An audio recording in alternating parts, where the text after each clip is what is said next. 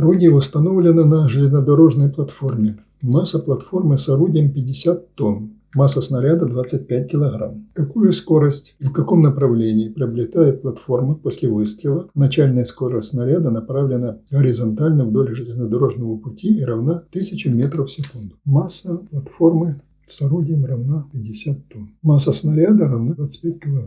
Скорость выстрела снаряда равна снаряда 1000 метров за секунду. Дальше спрашивается, какая скорость и в каком направлении приобретает платформа?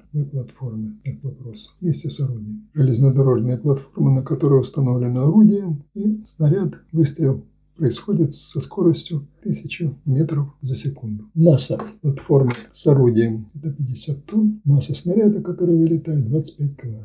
Поскольку здесь задействованы внутренние силы, внешних сил здесь на эту систему не производит, сумма импульсов до выстрела и после выстрела должна быть одинаковой. Мы можем сказать о том, что согласно закону сохранения импульсов m на v нулевое плюс m на v большое нулевое, это скорость v2 нулевое, скажем, m1 нулевое, то их скорости до выстрела векторные должны быть равны после выстрела m снаряда на v снаряда векторно плюс m платформы на v платформы вектор. Поскольку здесь сумма v нулевое здесь и здесь равно нулю, можно сказать о том, что в данном случае вот это выражение тоже должно быть равно нулю. v снаряда плюс mv платформы векторной величине должны быть равны нулю. Масса, что не могут быть равны нулю здесь, или какие-то другие значения. Поэтому вектор скорости платформы будет противоположный вектору снаряда. Поэтому мы можем записать, что m на v снаряда минус m на v платформы должно быть равно нулю. Это для того, чтобы соблюсти закон сохранения импульса. До взаимодействия был равен нулю, после взаимодействия равно нулю. Но как мы можем получить взаимодействие, когда равно нулю? Когда v снаряда летит в одну сторону, должно быть в эту сторону положительно, а в эту сторону отрицательно. Поэтому v платформы будет направлена в противоположную сторону, для того, чтобы получить закон сохранения импульса. Отсюда можно посчитать, переносим это в эту сторону, получается m на v снаряда равно масса платформы с орудием на v скорость платформы. Отсюда v платформы равно m, что множится на v снаряда, и делить на массу платформы. Давайте подставим, получим это значение. m это 25 кг, что множится на 1000 метров на секунду. И делим на 50 тонн. Каждая тонна это 1000 кг. Можем написать ее 50 тонн, но сразу преобразуем тонну в килограмм. Так напишем 25 кг на 1000 метров за секунду и